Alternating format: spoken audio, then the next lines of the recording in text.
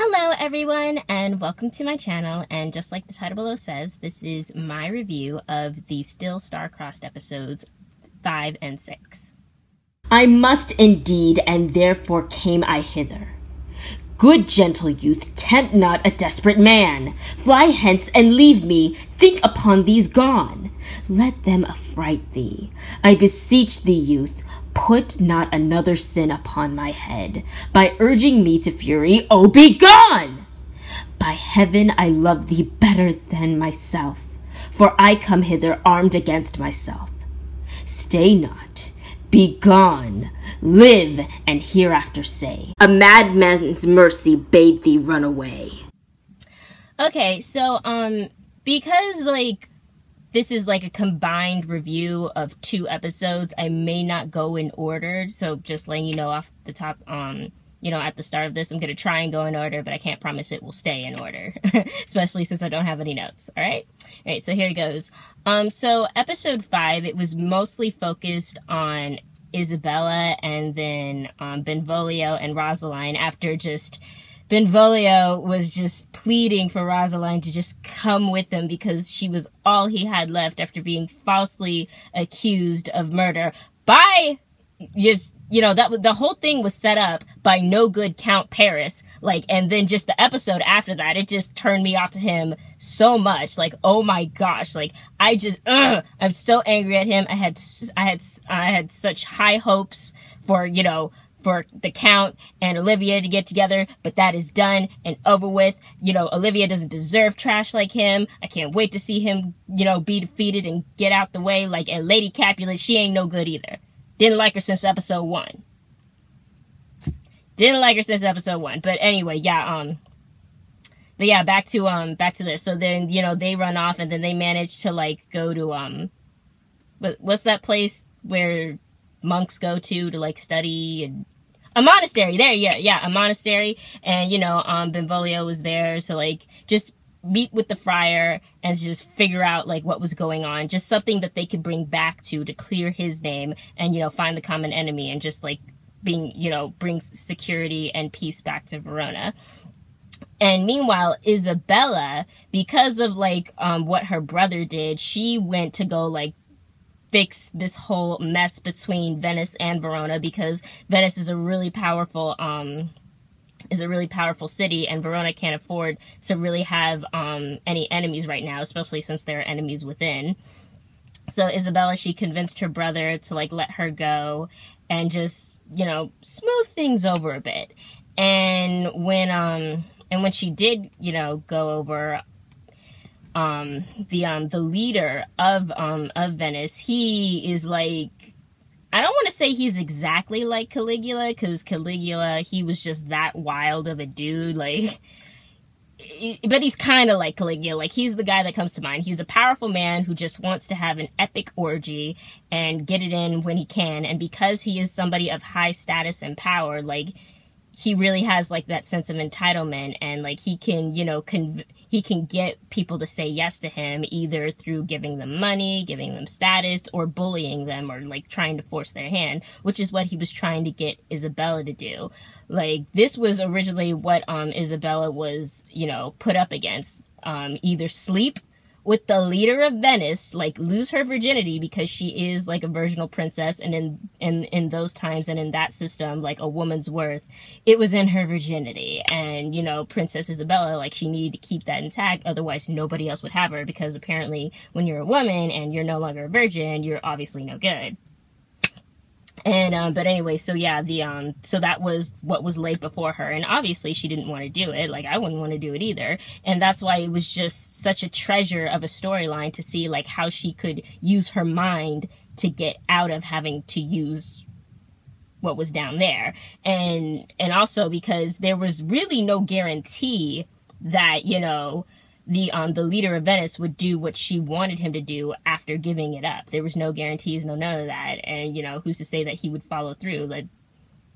That's a thing, on top of, having, getting rid of any, possible, marriage offers. So that was just a whole lot for her to have to deal with. And I just loved watching her, getting out of it. And I also loved the costuming for like all of the women in Venice. And then I always love Isabella. Like, she's got so much style in her clothing. Like, I love it. I love it. So yeah, that is what Isabella was up against. And then I loved how when she first pretended to like give it up, the prince, he immediately like stopped because it was discovered that her sheets were uncleaned. And she used the oldie but goodie trick of like, oh, I'm on my period. And of course guys don't want to have sex with girls on their periods. So he was like, So she bought herself some time, which, I really liked it. I really enjoyed that. And then until like that whole plan got ruined, she got found out like,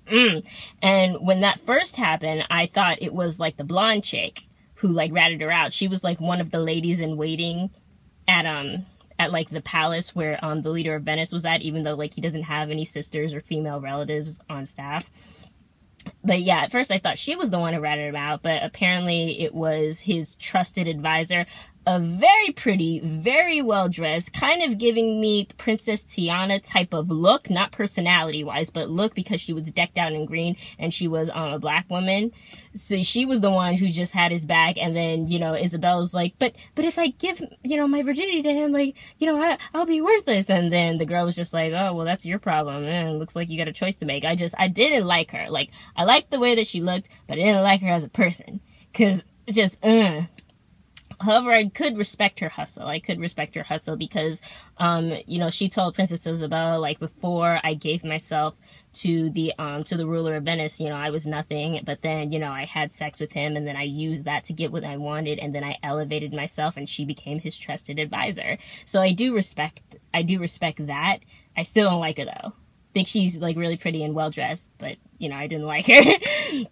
So, Isabella, she's just trying to figure out what to do. And the one thing that I didn't like was how open and trusting she was towards somebody who was not, like, within her own party. And what I mean is, like, to the blonde. Like, yes, the blonde discovered her secret, and yes, she didn't snitch, but I still, like, wouldn't trust, her with, important, valuable, sensitive information because, again, she lives in Venice. She's from Venice. She works in the palace.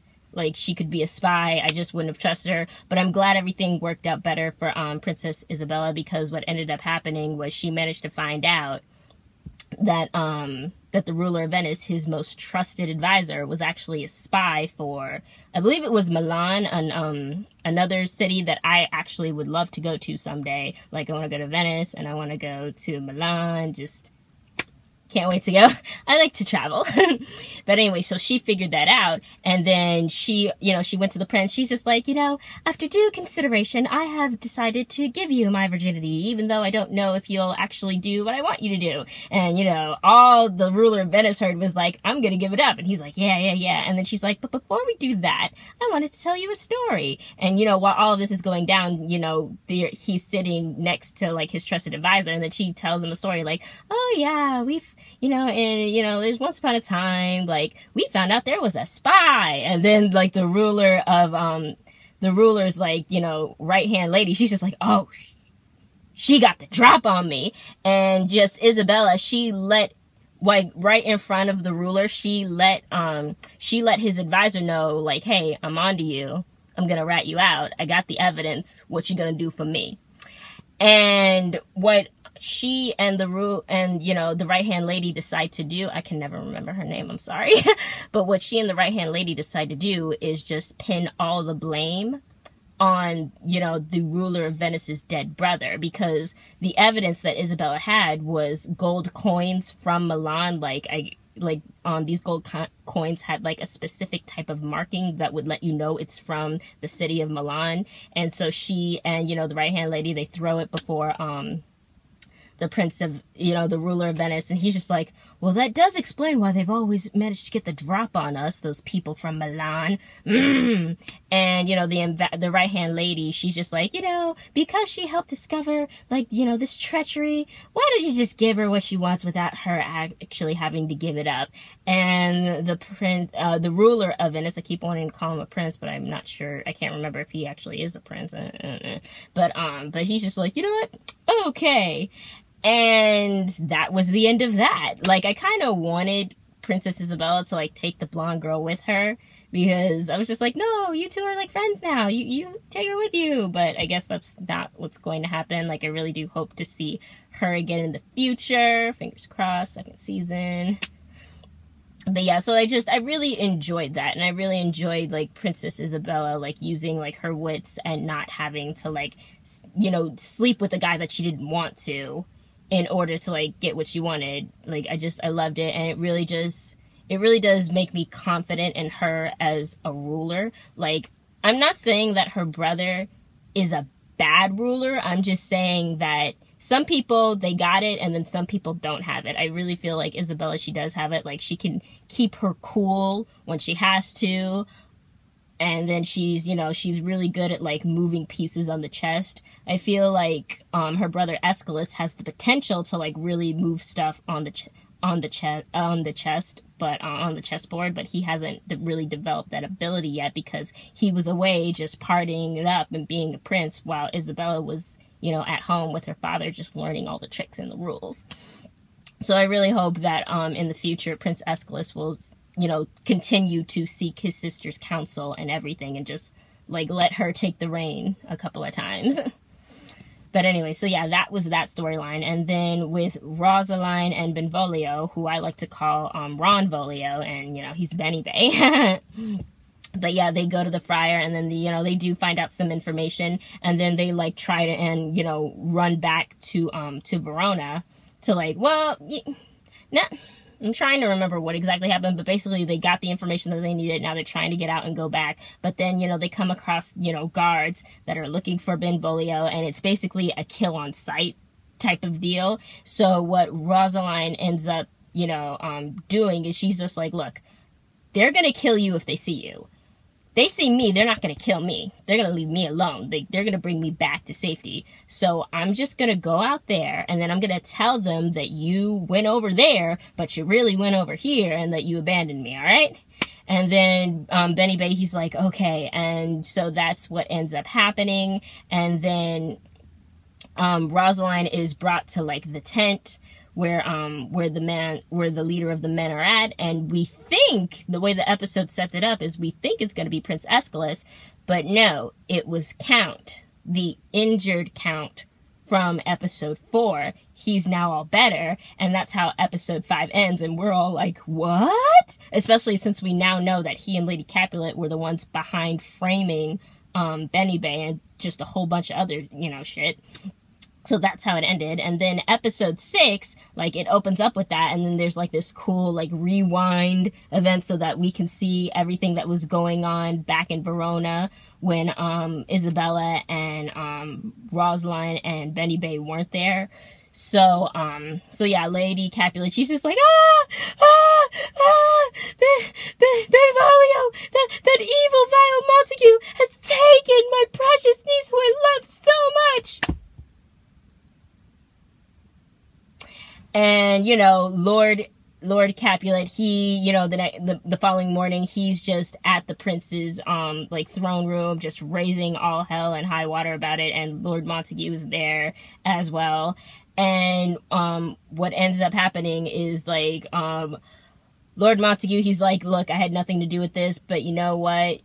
Once, you capture Benvolio, I will still honor the agreement and agree to marry Rosaline in my nephew's place. And this is the first that Lord Capulet is hearing about it. And he's just like, oh, hell no. I'm not letting my precious niece, who I let work as a servant and only really raised up her status as a way to, like, benefit me in some type of way, type of deal, marry a vile Montague like you. And then Lord Montague's like, oh, okay, well, I guess you better give me back the bride price money that, I gave you. And he's like, oh, hell no, I ain't giving you shit, dude. Your vile nephew kidnapped, my niece. Her honor and chastity will now come into question. Who else would have her? No, I'm keeping the money as collateral damage. And, And, you know, Prince Escalus, like, he's fed up with it because he, even though, like, he hasn't really been all that nice to, Rosaline and has basically been using her to, like, further his own goals, which is, you know, one of them is, like, the protection and prosperity of the city that he is now in charge of. He still clearly has feelings for her, and he is obviously upset about it. And he wants, you know, he wants to bring her back home and make sure she's all safe and okay. And he is, like, really gunning for that ass for Benvolio. He's just like, oh, you gonna take my woman? You gonna take my woman even though she's not really my woman? Oh, hell no. So he's just all up in arms about it. And he's just trying to figure out what to do. And then more drama between, like, the two feuding families is, like, in previous episodes, I want to say it was episode 3, where Lord Montague, he was kind of like trying to get the responsibility of finishing the cathedral, the same cathedral that the Capulets have been building for generations. He kind of like wanted to take that from them and finish it and have it completed in his name so he could take all the glory. So when Lord Capulet finds out about that, he storms into Lord Montague's home without any of his men. Like, I thought that was strange. I'm like, dude, you're going to storm into your enemy's, you know, place, and you're not going to bring any dudes with you. You're not going to bring any dudes with you. Like, I thought that was ridiculous, and Prince Escalus did the same thing, but we'll get to him in a minute. And just, you know, Lord Montague, he kind of like rubs it in Lord Capulet's face that he's going to finish it since he could not. And then, once again, Lord Capulet, he just sabotages, like, any plans to, like, further, finish the construction by committing a whole bunch of murder. Now, this time, this time it wasn't, like, him himself. Like, I'm pretty sure he got people to do it, and a whole bunch of people died, and now people think that the cathedral is cursed, and nobody want to be around it. Like, like, the architect, he died trying to work on it. Now, all these people died. We don't care how much money you're going to offer us, Lord Montague. We out. And, you know, at first, Lord Montague, he doesn't know what to do. But then 2 statues, one of the Virgin Mary, and then it was Jesus as well. Those 2 statues that Lord Capulet had commissioned, they had finally arrived. And I want to say those were very pretty statues. And then Lord Montague, he's just like, no, toss them away, you know, destroy them. But then, before, like, as they're getting ready to do that, he's just like, you know what? Wait a minute. I have another idea. And what ends up happening was what I thought was going to happen. Like, he was somehow going to make the statue cry, because that's seen as, like, a really good omen, especially in the Catholic religion. Like, if you see a statue of, like, Mary crying, it was, crying blood, like, that's like, oh my God, it's a miracle. I wasn't expecting, blood, anything red. I thought it was just going to be, like, water tears, but I guess it kind of would have to be blood, because people could just say, oh, just some water got on the face or whatever. But yeah, that's what ends up happening. And I remember tweeting, like, how did he get the statue to do that? And then later on in the episode, it is explained.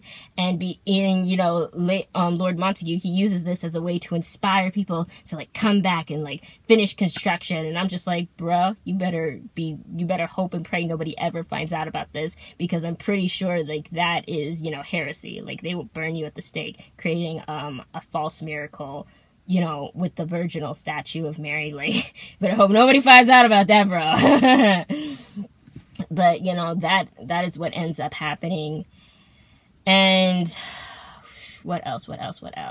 Other things ensue. So apparently, Count Paris, he was working with somebody else who, like, confronted Lady Capulet later on, and then what ends up happening is she sets him up to, like, be arrested. And then Prince Escalus, he goes and confronts the guy, like, hey, what's going on? And then this guy keeps saying, like, I think he's, like, kind of like in a cult, because he gave me, like, that I'm in a cult type of mindset deal or whatever. He's just like, the true prince is coming. The true prince is coming. And then we finally figure out what Count Paris and Lady Capulet are trying to do. They're trying to get rid of the current royal family so that Paris can be, the new Prince of Verona. And what was supposed to happen was Lady Capulet's daughter, Juliet, she was going to be a princess. So she was scheming to, like, make her daughter the wife of the ruler of Verona, which wasn't going to happen with the current family, because they're like, no, these are 2 feuding families. We're not gonna like favor one side over the other. That's why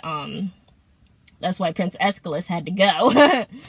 So that's what ends up happening. I'm just like, Lady Capulet, I'm just done with you. I let it slide for a little bit because, you know, you lost your baby girl. So I let you, like, wallow in your grief. But now I'm just done with you. Like, I like the way that you dress. I like your style. But, like, no, I'm just done with you. Like, at least, you know, Cersei, like, she has things about her that I like and can understand. But you, like, I find nothing redeemable about you except for the fact that you loved your daughter.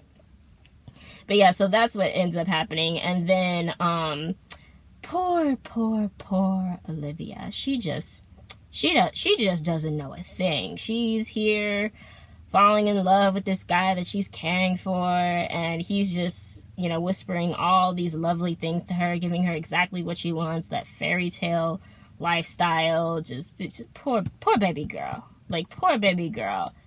Although I am still upset that she couldn't keep a freaking secret. She could keep a freaking secret. She was like, oh, I can keep a secret the first episode. And no, she couldn't keep a secret because she's telling Paris all this stuff that she had no business telling him. Just, but you know, still poor Olivia, baby. Poor Olivia, baby. Like, no, like, I pray she don't get hurt too bad. But anyway, what ends up happening is Paris, he makes an epic return. And he acts like, oh yeah, I haven't really been here since you said that, you know, Juliet could be my wife. You know, I'm sorry I was away for so long. You know, it was grief, yada, yada, yada, but I'm back now. And he tells Olivia, like, hey, I'm gonna convince Prince Aeschylus to let me go find your sister. And when I bring her back, I'm going to ask, you know, your uncle for your hand in marriage. And just, Princess, you're just precious Olivia. Her heart is all flutter. Her eyes are all big and wide. And I see so much of myself in her because I want that fairy tale, you know, type of love and romance and wedding. And if a really pretty guy who I think is a prince of a character is just being, my heart goes out to you, baby girl. It does. And she's gonna get hurt. Like, once this all comes out, like, I predict, like, Rosaline's gonna try and tell Olivia what's up, but Olivia's not gonna believe it, and she's gonna slip it to, you know, Count Paris, and just a whole bunch of stuff. But anyway, so that's what ends up happening. Like, he goes to Prince Aeschylus to convince him to let him go find Olivia, because all of this chaos is happening again in Verona, so he needs to stay, and he can't really spare any men, you know, to go find, any of his own men to go find Rosaline, even though he wants to, because gotta stay and keep the peace. So, you know, Count Paris, he goes off, and then, you know, Rosaline reveals herself. So that's how we, the audience member, find out, like, how Count Paris got to where he was at. And then, you know, he basically tries to bully, you know, Rosaline into doing what he wants, because Lady Capulet wanted Count Paris to just kill her on sight, because she's that pissed at her, and she holds, you know, Rosaline responsible for Juliet's death, even though she doesn't know the full story. Freaking old lady. Like, look, you don't know the whole story, but because it appears as if Count Paris has developed genuine feelings for Olivia, I'm not buying it. You missed me with the bullshit. Like, I don't care. Like, no. And yeah, that's what he ends up trying to do. And then he even, like, tries to, I guess, like, he's gonna hurt her in some type of way because he ties her up. But before he can actually do it, Prince Aeschylus comes along, because what ended up happening was, again, the reason why he stayed in the first place was he had to keep the peace, and he couldn't, like, spare any guards or, like, soldiers to go look for Rosaline. So, but, you know, he's still, like, desperate to find her, because he just, you know, he loves her, you know, all that much, even though, like, he can't be with her because of this, like, whole politics or whatever. Like, I do genuinely like, you know, Prince Aeschylus. He just does things that frustrate and or irritate me. Like, leaving at night the city of Verona without any men. And again, I understand, you know, why he did it, kind of, but I still think ultimately it was stupid, because, bruh, you're the leader of Venice, and you have no male heirs. I mean, granted, Princess Isabella, she could, like, rule for a time, but eventually she's gonna have to marry, and then the family name will just evaporate. But yeah, no, I'm just like, if you're going to leave, then you need to leave to, you know, with some of your dudes and some of your men, And you can't leave at night. Like, that's just very dangerous. And then lo and behold, Prince Escalus, he goes to Count Paris's camp, and it is nothing but Count Paris's dudes around. Like, he could just have you, he could just order to have you killed. And then because you didn't have any of your own people around, like, what's going to happen? Which is what Count Paris ends up, threatening Rosaline with, because Benvolio, once he, figures out that Rosaline has been captured, he attempts to go save her, but he's caught by Prince Escalus and Count Paris's men. And, Count Paris, he's just like, okay, Rosaline, here's the deal. This dude kidnapped you, and that's what you're going to tell Prince Escalus. And she's like, no, I'll never. He's like, either you do that, or I'm going to tell all of my men to kill you, to kill Benny Bay, and to kill Prince Escalus. And if it were me, I would have been like, okay, I'm going to call your bluff. Like, for real, I would have called his bluff. I'm like, yeah, you're surrounded with all your dudes, but guess what? Guess what? That is both your strength and your weakness. Because who's to say that all of these dudes are going to keep a secret? Who's to say that they're going to keep a secret? Because they have you, bro. They have you. How do you know that, they're not going to let it slip to somebody when they're at a tavern or at a brothel and let things spill out? Like, how do you know? Like, you've got all these people, but how many of these people are going to be able to keep a secret? What if they get into trouble one day and they're like, hey, if you let me out of this, I can tell you, what really went down with, with Prince Escalus. Like, yeah, you've got all these men, but are all of these men going to keep your secret?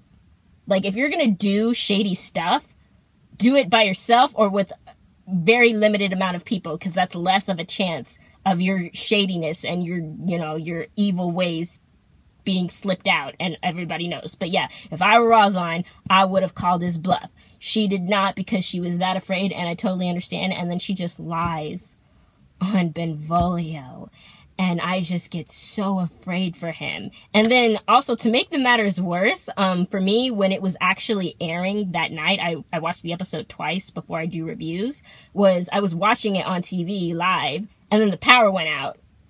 The power went out, and the last thing I saw was, Benvolio getting captured. And then the power came back on a couple minutes later, but it showed me, the end of the episode where Benvolio, he's been arrested and he's set to, meet justice. And, I figured out that Rosaline, lied on him. And in that moment, I couldn't figure out. I was just like, Rosaline, why'd you lie? Why'd you lie? And then, the next day I watched the episode and I'm like, oh.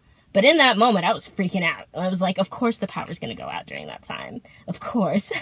But yeah, so that is everything that has happened in both episodes 5 and 6.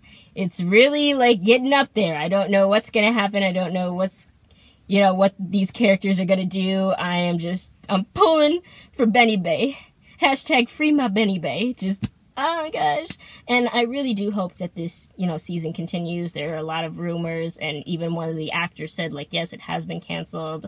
I really hope that this show continues to stay. I love it. I thoroughly enjoy it. I want it to stay because I'm happy. I like the concept. I like the cast. I want it to stay. But anyway, thank you for watching. Bye.